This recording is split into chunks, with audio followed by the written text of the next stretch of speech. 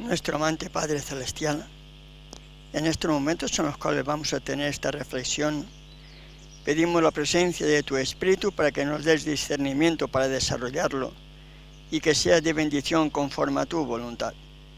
En el nombre de tu amado Hijo te lo pedimos y te damos las gracias. Amén.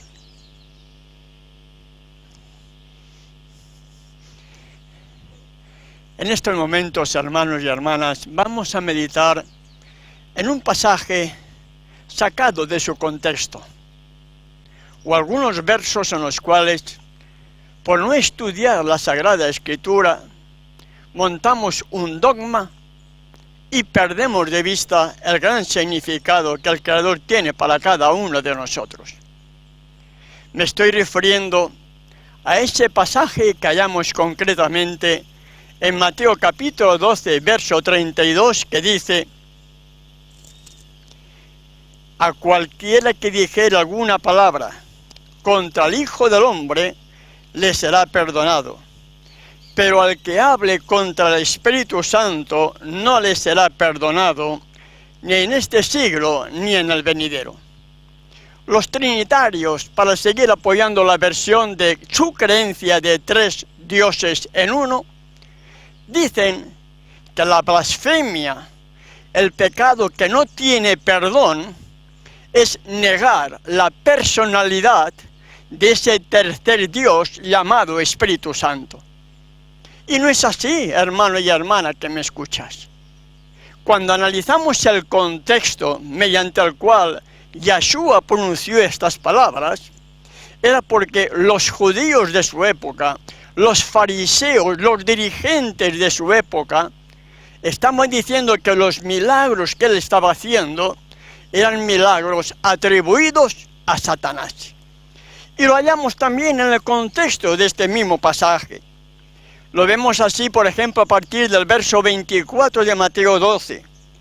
Mas los fariseos al oírlo decían: este no echa fuera los demonios, sino por Belcebú, príncipe de los demonios. Sabiendo Yeshua los pensamientos de ellos, les dijo: todo reino dividido contra sí mismo es asolado, y toda ciudad o casa dividida contra sí misma no permanecerá. Y si Satanás, sigue diciendo el verso 26, echa fuera a Satanás, contra sí mismo está dividido. ¿Cómo pues permanecerá su reino? Y si yo echo fuera a los demonios por Belcebú, ¿por quién los echan vuestros hijos? Por tanto, ellos serán vuestros jueces.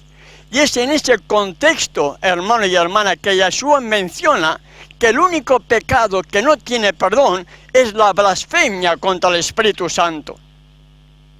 Los dirigentes de la época suya, sus contemporáneos, estaban rechazando la impresión que el Espíritu Santo, el Espíritu de verdad, el Espíritu que procede del Padre, a través del Hijo, estaba mostrándoles al pueblo judío de su época que realmente Él era el enviado.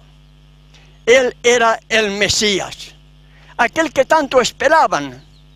Él era el Mesías, el enviado, el deseado de todas las naciones. Y esa es la blasfemia que cometió el pueblo de Israel. Ahora, posteriormente, algunos se arrepintieron y aceptaron el mensaje. Por eso, cuando en el Pentecostés el don del verdadero Espíritu fue derramado sobre aquellos discípulos que estaban esperando el derramamiento de la promesa, Pedro, bajo inspiración divina, en aquel mensaje que sacudió los cimientos de Jerusalén y de todo el estado de Israel, como así debían ser también los mensajes de hoy día, mensajes que sacudieran nuestras conciencias aletargadas por el sueño plácido de la muerte y pudiéramos despertar a tiempo todavía para podernos preparar para el próximo encuentro con nuestro Salvador. Así como el pueblo de Israel, por causa de los dirigentes, despreciaron a Yeshua, quien con todo el poder, toda la divinidad del Padre a través de él, a través de su propio espíritu estaba dirigiendo al pueblo de Israel, mostrándole las evidencias de que él era el enviado, el Mesías prometido. Cuando Pedro, repito, lleno de ese poder del don del Espíritu Santo, en aquel Pentecostés, 50 días después de su resurrección, hallamos en el capítulo 2 de Hechos algo muy importante. Nos dice así, verso 36, sepa pues ciertísimamente toda la casa de Israel, que a este Yahshua, a quien vosotros crucificasteis, disteis muerte, colgasteis en el madero, Elohim le ha hecho Adón y Yahshua. Al oír esto, dice el verso 37, se compungieron de corazón y dijeron a Pedro y a los otros apóstoles, varones hermanos, ¿qué haremos? Estos son los mensajes que debieran sacudir hoy nuestras conciencias. Estos son los mensajes que debieran estar escuchando la feligresía en los cultos divinos. Mensajes que sacudieran nuestras conciencias aletargadas. Mensajes que sacudieran nuestra pecaminosidad para que podamos entender el deseo urgente de arrepentirnos. Y Pedro, lleno de ese poder, lleno de ese don, dice, arrepentíos. Arrepentíos de haber dado muerte al Redentor del mundo. Arrepentíos ahora de aquellas debilidades que todavía podamos tener como seres humanos. Arrepentirnos de aquellos pecados que nos esclavizan todavía y nos sigue siendo esclavos de Satanás cuando el Creador nos quiere dar libertad para poder vivir una vida nueva. Al igual que entonces hoy debieran darse esos mensajes de arrepentimiento y conversión. Y Pedro dice, arrepentíos y sumérjase cada uno de vosotros en el nombre de Yahshua el Mesías. ¿Para qué cosa? Para recibir el perdón de los pecados y el don del Espíritu de santidad. El bautismo significa muerte al pecado, perdón por los pecados. Y como dice el sabio Salomón, Proverbios capítulo 28, verso 13, el que encubre sus pecados no prosperará, mas el que los confiesa y se aparta de ellos, alcanzará misericordia, alcanzará el perdón. La Biblia no ha cambiado, el mensaje no ha cambiado. La salvación sigue siendo igual que antes, condicionada a la respuesta del pecador para con el Creador del universo. Pedro les dice, arrepentíos y sumérjase cada uno de vosotros en el nombre de Yahshua el Mesías para el perdón de los pecados y recibiréis el don del Espíritu de santidad. Ahora yo pregunto, hermano y hermana, y hago esta reflexión para cada uno de nosotros.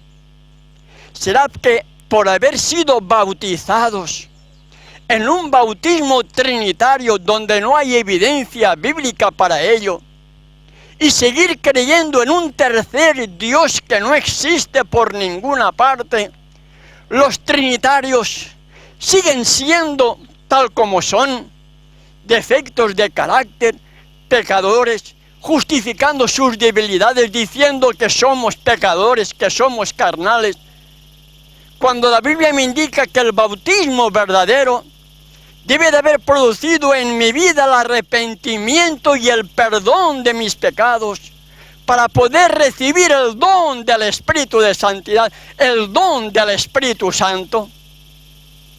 ¿Será por eso que al malentender la blasfemia contra el Espíritu Santo, el mundo sigue siendo esclavo de Satanás?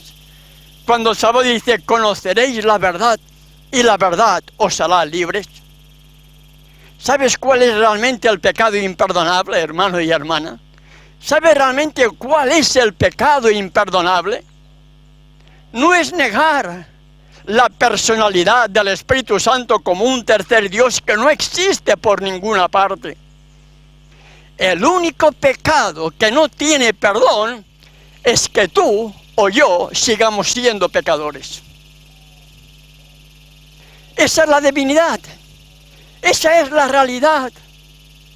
El que tú y yo sigamos siendo pecadores es cometer el único pecado que no tiene perdón, porque el Espíritu de Santidad es el que me redarguye, como dijo el mismo Salvador en Juan capítulo 16, verso 8. Y cuando Él venga, cuando el Espíritu de Santidad venga, cuando el Espíritu Santo toque mi conciencia, cuando el Espíritu Santo te diga lo que estás haciendo mal, dice, convencerá al mundo de pecado, de justicia y de juicio. ¿Cuál será entonces el único pecado que no tiene perdón? El que yo no me permita ser convencido por ese Espíritu de Santidad, por ese Espíritu que procede del Padre a través del Hijo, que es quien me redarguye de pecado y me muestra cuál es el pecado que todavía pueda estar acariciando.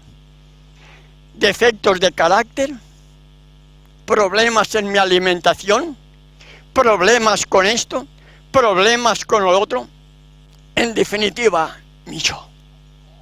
La lucha contra mi yo es aquel que puede llevarme a cometer el único pecado que no tiene perdón, porque es la blasfemia contra el Espíritu Santo que me quiere redarguir, convencer de mi pecado. Y como yo no quiero dejar de ser lo que antes era, me justifico en que soy pecador, me justifico en que tengo este defecto de carácter, me justifico que soy así desde que nací y así voy a morir. Entonces no entendiste nunca el plan de la salvación. Yeshua vino para restaurar en ti y en mí el carácter, la imagen que tenía Adán antes de la entrada del pecado.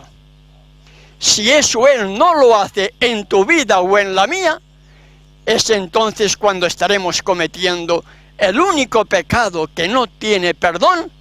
¿Por qué? Porque cuando haya terminado nuestro juicio, el pecador seguirá siendo pecador, el justo seguirá siendo justo, el inmundo, el que le gustan las cosas del mundo, seguirá siendo inmundo, y el santo y apartado seguirá siendo santo y apartado, porque el tiempo de gracia para todos habrá terminado, como dice Apocalipsis capítulo 22, verso 11. Ese es el pecado imperdonable, hermano y hermana. No es negar la existencia de un tercer Dios llamado Espíritu Santo, porque no existe en la Biblia por ninguna parte. El Padre y el Hijo. Y a través del Hijo nos llega el Espíritu del Padre, que nos redarguye de pecado, de justicia y de juicio, para que dejemos de ser esclavos de Satanás y seamos hijos de Elohim, como nos dice 1 de Juan capítulo 3. El único pecado que no tiene perdón es que tú mueras estando en la condición de pecador. Que no te hayas arrepentido de aquellos pecados, de aquellas debilidades de carácter, de aquellas cosas que sabes que estás haciendo mal, y que cuando hayas muerto o finalizado el tiempo de gracia, sigas todavía con esa vieja naturaleza no transformada, y ese es el único pecado que no tiene perdón. ¿Por qué? Porque rechazamos el poder para ser unas nuevas criaturas. Pablo dice, muertos al pecado, nacemos de nuevo, vida nueva. Yeshua se lo dijo a Nicodemo, si no nacieres de nuevo, no entrarás en el reino de los cielos. Y lamentablemente la gente quiere entrar en el reino de los cielos con los defectos de carácter y con los pecados a cuestas. Ese será el único pecado que no tiene perdón. El no haber permitido ser transformado a la imagen y al carácter de Yeshua que van a tener los 144.000 del tiempo del fin.